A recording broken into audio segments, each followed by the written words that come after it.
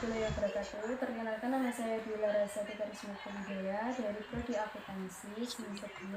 Di sini saya akan menjelaskan tentang pengertian COVID dan berbagai masalah yang ada di dalamnya menurut saya.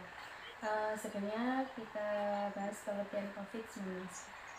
Virus corona atau COVID-19 merupakan penyakit yang menimbulkan gejala utama berupa pernafasan. Penyakit ini pertama kali muncul di Wuhan, China pada akhir tahun 2019. Penyakit atau virus ini cepat menyebar, tidak hanya di negara China, melainkan hampir seluruh dunia. Penyebab coronavirus atau virus single ini yang berasal dari kelompok Coronaviridae dinamakan virus corona karena permukaannya berbentuk seperti mahkota atau crown. Namun, virus corona ini merupakan virus baru yang belum pernah teridentifikasi pada manusia sebelumnya. Karena itu, virus ini juga disebut sebagai COVID-19.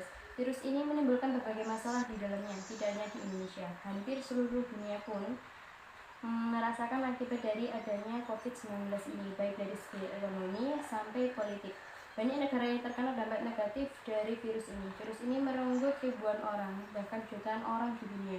Wabah penyakit ini begitu sangat mengguncang masyarakat dunia. Berbagai upaya pencegahan penyebaran virus COVID-19 pun dilakukan oleh pemerintah di negara-negara di dunia guna memutus rantai penyebaran virus COVID-19 ini yang disebut dengan istilah lockdown, PSBB, dan social distancing. Coronavirus adalah kumpulan virus yang bisa menginfeksi sistem pernafasan.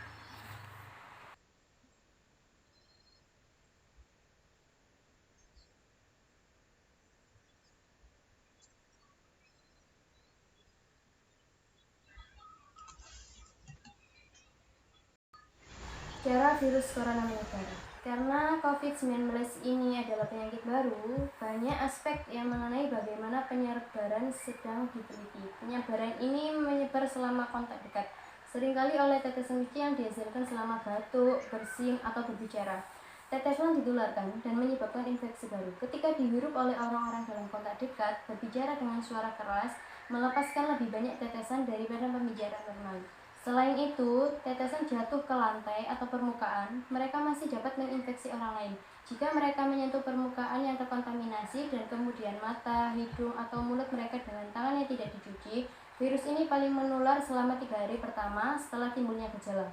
Meskipun penyebaran diketahui terjadi hingga 2 hari sebelum gejala muncul dan pada tahun selanjutnya dari penyakit, beberapa orang telah terinfeksi dan pulih tanpa menunjukkan gejala, tetapi ketidakpastian tetap dalam hal penularan tanpa gejala. Jadi virus corona ini menyebar dengan cepat seperti ketika kita berbicara dengan teman dekat, waktu batuk atau sedang batuk atau bersin, itu bisa menyebabkan coronavirus ini cepat menyebar.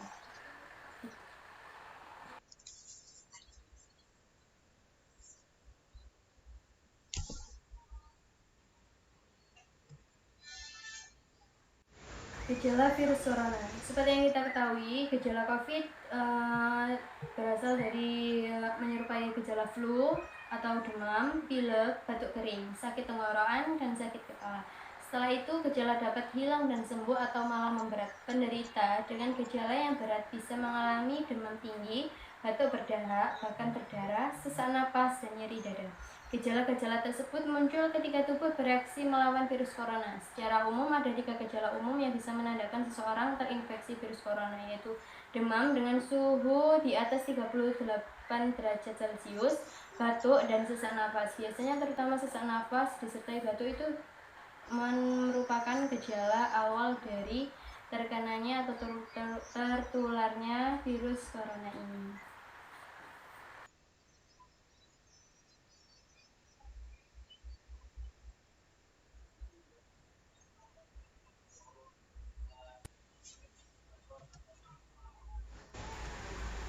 Pada kondisi pandemi atau COVID ini memberikan efek atau masalah pada berbagai aspek, contohnya aspek kesehatan, sosial, dan ekonomi.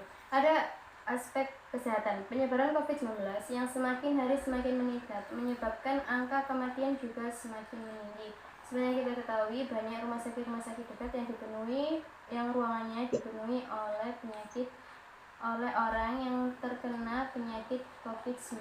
Akibatnya, biasanya orang-orang yang terkena penyakit biasa itu dialihkan atau dipindah ruangannya ke tempat biasa. Untuk aspek ekonomi, segi ekonomi, seperti kita ketahui aktivitas ekonomi baik di Indonesia maupun di dunia terhambat. Kegiatan ekspor maupun impor baik bahan primer maupun sekunder juga terhambat akibat berlakunya PSBB di berbagai tempat. Pertumbuhan ekonomi melambat atau menurun tajam. Jadi pada aspek permasalahan di bidang ekonomi ini, kegiatan import, kegiatan ekspor itu tertunda atau terhambat karena berlakunya PSBB di berbagai tempat. Untuk aspek sosial, penyebaran COVID juga menimbulkan permasalahan di bidang sosial ini. Aktivitas tenaga kerja, baik di perindustrian maupun rumahan juga terganggu. Berhentinya aktivitas sosial menyerap berbagai tenaga kerja tak terkecuali. Seperti yang diberitakan di media atau di internet, kita tahu bahwa akibat COVID-19 ini menyebabkan banyak tenaga kerja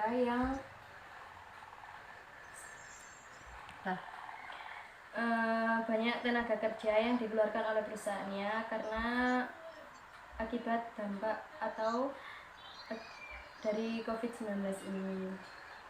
Banyak pengangguran semakin tinggi, banyak sumber daya manusia yang sudah tidak dibutuhkan sehingga menimbulkan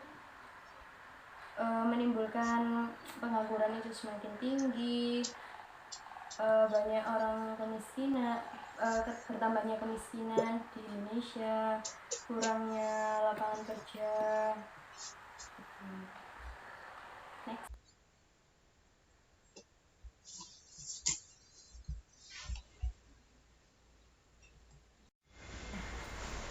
Pandemi virus COVID-19 ini juga memberikan atau mendorong terjadinya perubahan struktural yang sangat cepat. Contohnya di bidang pendidikan, kita melaksanakan pembelajaran jarak jauh seperti yang kita alami sekarang. Dua institusi banyak mendapatkan tekanan finansial. Melaksanakan pembelajaran jarak jauh dari tingkat TK, tingkat SD, SMP maupun SMA. Sekarang juga melaksanakan pembelajaran jarak jauh. Sedikit yang melaksanakan kegiatan offline, itu pun juga dikenakan protokol kesehatan. Tetapi sekarang semakin meningkatnya jumlah kematian yang akibat COVID-19 ini, kita melaksanakan pembelajaran jarak jauh lagi atau daring lagi.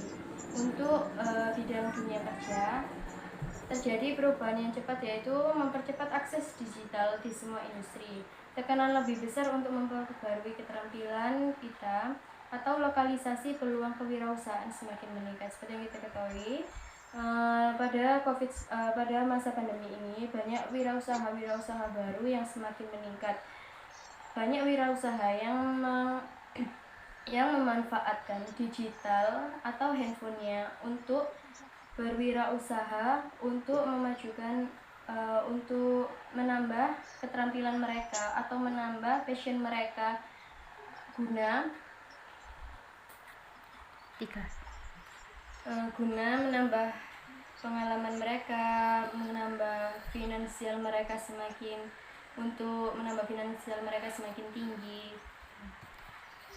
Kesimpulannya, dalam masa COVID ini memang berdampak besar bagi masyarakat Indonesia, baik positif maupun negatif, baik dari segi kesehatan sosial maupun ekonomi. Banyak permasalahan yang timbul di dalamnya. Sebagai masyarakat Indonesia, sebaiknya kita tetap menjaga protokol kesehatan yang dianjurkan pemerintah.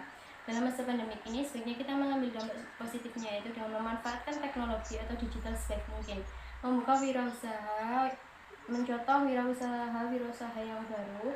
Banyak yang bisa dihasilkan ketika kita pintar memanage waktu serta teknologi canggih ini untuk mencoba hal baru. Sekian dari saya. Mohon maaf apabila kekurangan kata, salah kata. Saya akhiri. Wassalamualaikum warahmatullahi wabarakatuh.